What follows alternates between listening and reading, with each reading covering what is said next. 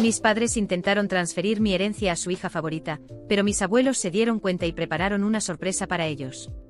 Tras la lectura del testamento, mi hermana se enfureció y culpó a todos.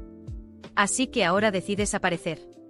Su voz era fría, carente de los tonos cálidos que recordaba de mi infancia.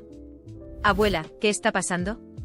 Ellos me dijeron que estabas en un hogar de ancianos, murmuré, tratando de entender la situación. Su mirada, dura y distante, era casi como un golpe físico.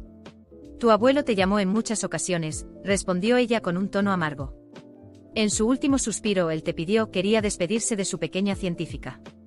Pero ni siquiera te molestaste en responder sus llamadas ni en visitarlo. ¿Cómo pudiste ser tan fría? Abuela, ¿me puedes mostrar el número al que él estaba llamando? Pregunté con voz firme. Por favor, necesito saber qué sucedió. La abuela salió por un momento y regresó con un pequeño bloc de notas. Sus manos temblaban mientras me mostraba el número escrito con la caligrafía tan reconocible del abuelo. Este no es mi número, susurré, mirando los números desconocidos. He tenido el mismo número desde la secundaria. Te dieron un número falso, dijo la abuela, asombrada. ¿Qué quieres decir con un número falso? La expresión severa de mi abuela empezó a desmoronarse. Tus padres dijeron que cambiaste de número cuando te fuiste a la universidad. Dijeron que querías alejarte de nosotros, que estabas muy ocupada con tu nueva vida. Las piezas empezaron a encajar. Abuela, vine aquí durante las vacaciones. María estaba aquí. No me dejó entrar, dijo que la casa estaba vacía. Luego mamá y papá me dijeron que tú y el abuelo estaban en una residencia de ancianos. La cara de la abuela palideció. ¿Residencia de ancianos? Nunca. María y tus padres nos dijeron que estabas tan ocupada que no tenías tiempo para visitarnos. Dijeron que te avergonzabas de nosotros, que no éramos lo suficientemente sofisticados para ti. Dijeron que... Sentí como mis piernas flaqueaban. ¿Cómo pudieron? Abuela, me dijeron que el funeral era a las 2 de la tarde hoy. Cuando llegué a la iglesia, ya había terminado. Dijeron que me había confundido con la hora, pero yo nunca me confundo con estas cosas. El funeral fue a las 10 de la mañana, dijo ella lentamente, la comprensión iluminando sus ojos.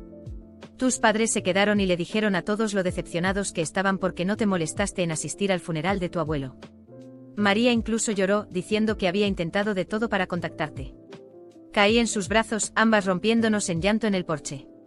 Todo el dolor, la confusión, y la distancia fabricada entre nosotras se desmoronaron mientras nos abrazábamos. Él murió creyendo que lo abandoné, sollozaba en su hombro. El abuelo se fue pensando que no me importaba. La abuela acariciaba mi cabello como lo hacía cuando era niña, sus propias lágrimas cayendo. Ahora sabemos la verdad. Ahora lo sabemos.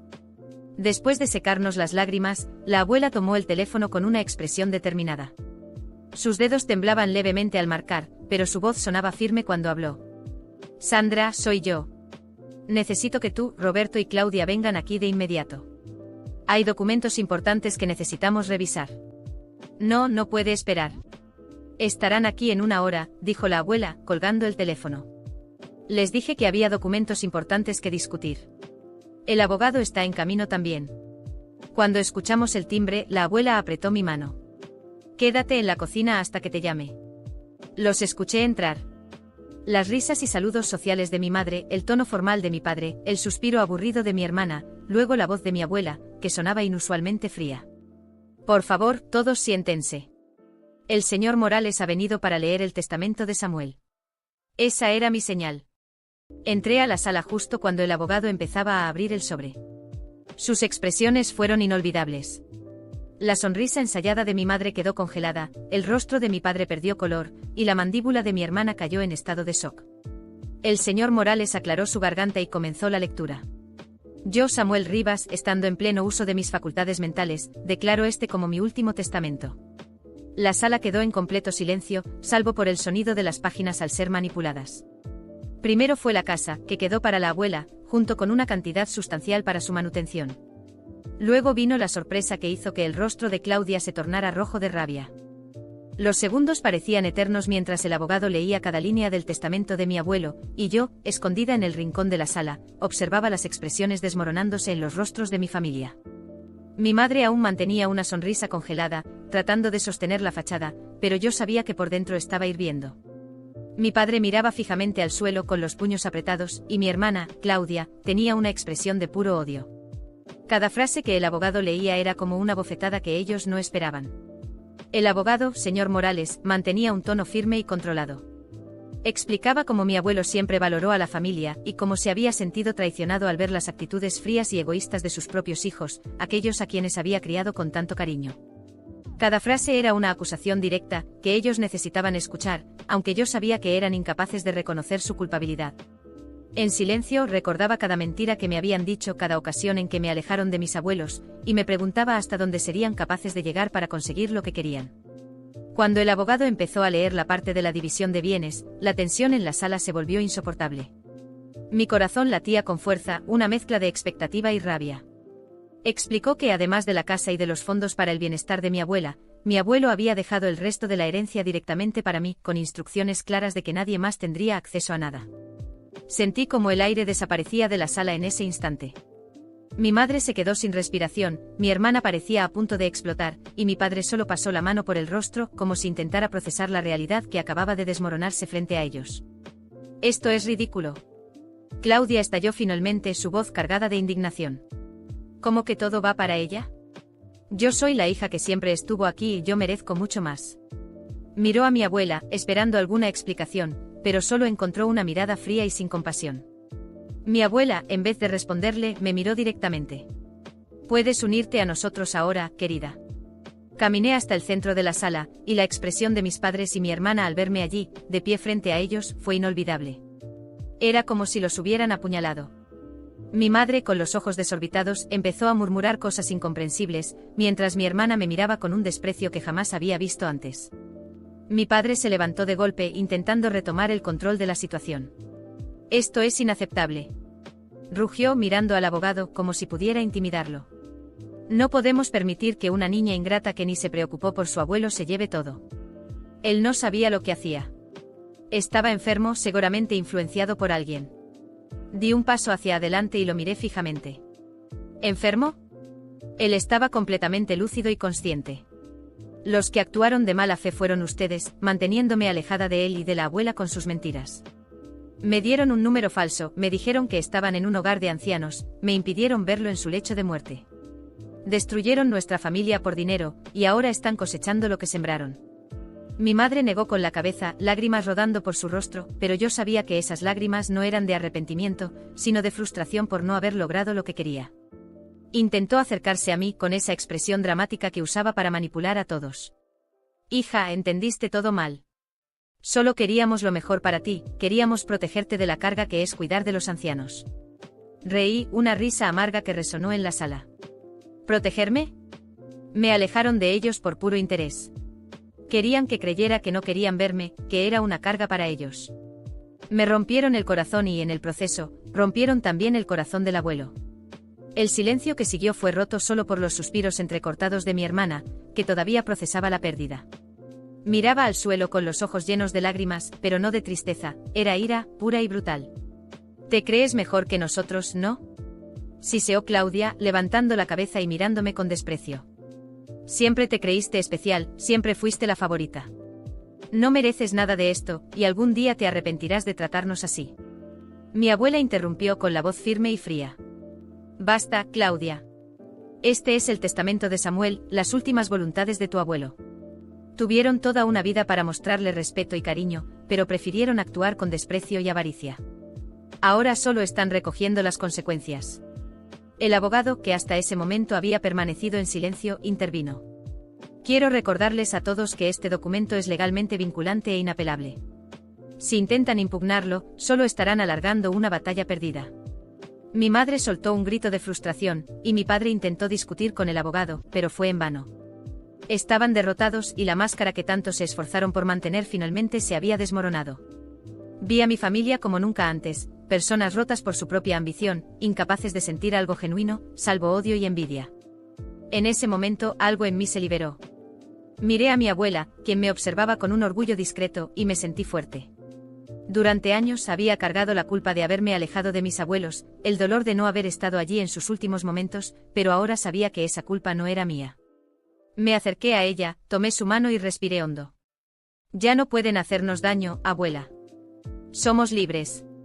Mi hermana resopló y salió corriendo de la sala, empujando una silla con furia. Mis padres todavía intentaron argumentar, pero los ignoré. No necesitaba escuchar nada más. El silencio en la sala era casi absoluto, solo interrumpido por el suave sonido de los papeles mientras el abogado guardaba el testamento. Mis padres y mi hermana permanecían allí, paralizados, asimilando el golpe que acababan de recibir. Mi corazón latía con fuerza, no solo por la rabia que aún me consumía, sino también por una nueva determinación que se formaba dentro de mí. Me habían privado de momentos preciosos con mi abuelo, me alejaron de mi propia familia, y ahora estaban allí, desarmados y enfrentándose a las consecuencias de sus actos. Sabía que este momento no podía terminar solo con la lectura del testamento, algo más tenía que suceder. Necesito que se vayan de esta casa, dije finalmente, rompiendo el silencio. Mis palabras sonaron como un reto.